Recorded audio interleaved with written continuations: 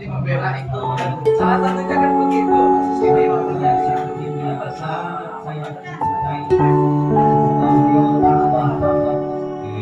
waliullah bisafaat Nabi Muhammad,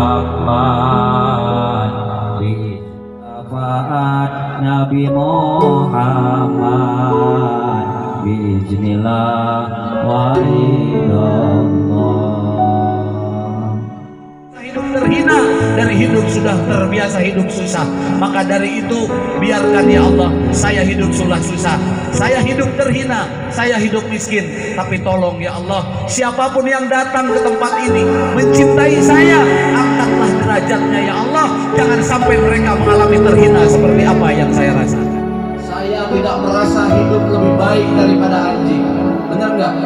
Saya pernah katakan kepada kalian, kalau orang dijilat anjing masih bisa dibersihkan dengan tanah. Benar nggak? Tapi ketika Andaikan dengan penderitaan yang aku alami, andaikan dengan hinaan yang aku rasakan, andaikan dengan masalah yang selalu datang kepadaku, membuat hatiku ini dekat kepadamu ya Allah, membuat hatiku ini semakin dekat dengan Panjenengan, maka berikan aku kuat untuk melewati ini. Walaupun kami sadar ya Allah, begitu doanya, walaupun saya sadar ya Allah saya tak mungkin kuat menerima semua ini, walaupun saya sadar ya Allah saya tak mungkin mampu melewati ini semua, namun yakinlah bahwa di balik semua itu saya yakin Allah Maha Baik, takdirnya tak pernah salah.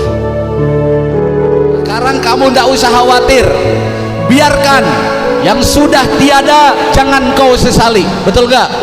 Yang sudah hilang gak perlu kamu sesali lagi. Ini majelisnya Tuan Syekh Abdul Qadir Jailani, beliau mampu menghidupkan orang yang sudah mati ratusan tahun. Kamu yakin ini tempat barokah? Di sini ada karomah Syekh Abdul Qadir Jailani. Avanza boleh hilang, tapi besok Fortuner akan datang kepada saya. Kata orang kaya, lu orang miskin. Ji, nggak ada lu kalau nggak ada gua. Bener nggak? Kamu kelihatan kaya tuh gara-gara ada saya yang miskin. Jangan belagu, Ji, besok ditukar sama Allah. Betul apa betul? Gitu, gak usah repot. Miskin status, kaya juga status, bodoh status, pinter, semua nggak ada yang punya. Betul apa enggak? Kita nggak punya miskin, kita nggak punya kaya, kita nggak punya pinter, kita nggak punya bodoh. La haula wala quwata illa billah. Saya dan kamu nggak punya apa-apa, semua hanya titipan, ketempelan wae. Sesuatu yang ditempel pantas gak untuk kita bangga-banggakan? Pantas apa tidak? Sesuatu yang punya kita, belum bukan punya kita, pantas gak untuk kita sombongkan? Gak perlu kamu bangga-banggakan. Ini semua hanya titipan, ini hanya semua tempelan. Yang perlu kamu rawat adalah sejauh mana hatimu tetap eling dan dekat kepada Allah. Ketika hatimu dekat kepada Allah, mau di kebun kamu, mau di rumah mewah kamu, mau di gubuk kamu, tetap rasanya tidak akan pernah berubah. Hanya Allah dan Allah yang kita rasakan.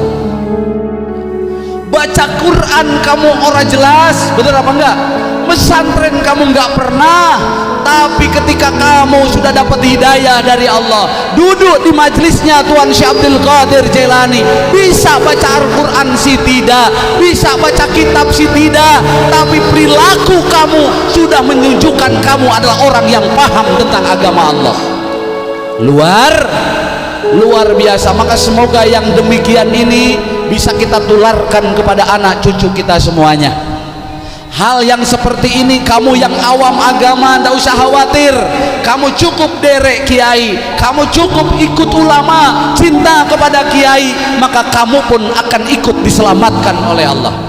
Jangankan kita manusia, anjing saja ketika dia cinta kepada ulama, maka anjing itu pun akan masuk ke dalam surganya Allah Subhanahu wa ta'ala. Betul nggak itu? Dalam surat Al-Kahfi kan dijelaskan seperti itu. Seekor anjing saja setia kepada kiainya, setia kepada ulamanya. Dia nggak pergi kemana-mana, nunggu kiainya tatkala dia tidur. Anjing itu pun diselamatkan oleh Allah, masuk dalam surganya Allah bersama para ulama-ulama yang dicintainya. Apalagi kita bukan anjing. Kamu cinta kepada kiai, kamu cinta kepada Tuan Syekh Abdul Qadir, kamu cinta kepada ulamanya Allah, yakin kamu adalah orang yang akan diselamatkan oleh Allah dunia ila yaumil qiyamah. Alhamdulillah. Maka ayah nggak pernah berani ngusir anjing dari kampung ini. Saya tidak merasa hidup lebih baik daripada anjing. Bener nggak? Saya pernah katakan kepada kalian, kalau orang dijilat anjing masih bisa dibersihkan dengan tanah, bener nggak? Tapi ketika najis hati, penuh dengan iri, hasut, sombong, dengki, ini tidak bisa dibersihkan dengan air, tidak bisa dibersihkan dengan tanah. Betul apa tidak? Orang mengatakan kamu orang soleh, orang mengatakan kamu orang alim, ahli ibadah, tapi ketika hatinya sombong, hatinya iri, penuh hasut, penuh dengki, ini lebih hina daripada anjing, wahai saudaraku. Na'udzubillahimin. Ada seorang wali, ya, ketika dia mau ke masjid namanya Abu Yazid Al-Bustami. Abu Yazid Al-Bustami ini ahli ibadah, orang yang sangat taat ibadah. Suatu hari Abu Yazid Al-Bustami mau berangkat ke masjid. Ketika di perjalanan menemui seekor anjing, lalu jubahnya nih yang seperti ini diangkat oleh Abu Yazid Al-Bustami. Kenapa? Karena takut terkena oleh najisnya itu anjing. Lalu tiba-tiba dengan izin Allah, ini anjing bisa ngomong. Apa kata anjing? Wahai Abu Yazid, apakah kamu merasa lebih suci dariku? Bukankah kotoranku, najisku bisa dibersihkan dengan tanah dan dengan air? Sementara najis hatimu, wahai Abu Yazid, kamu merasa lebih baik daripada saya. Ini tidak bisa dibersihkan oleh apapun, Abu Yazid, kecuali dengan ampunan Allah Subhanahu wa ta'ala. Nangis yang namanya ini wali, nangis ini yang namanya ulama, karena merasa diri salah, sudah merasa lebih baik daripada naudzubillahi min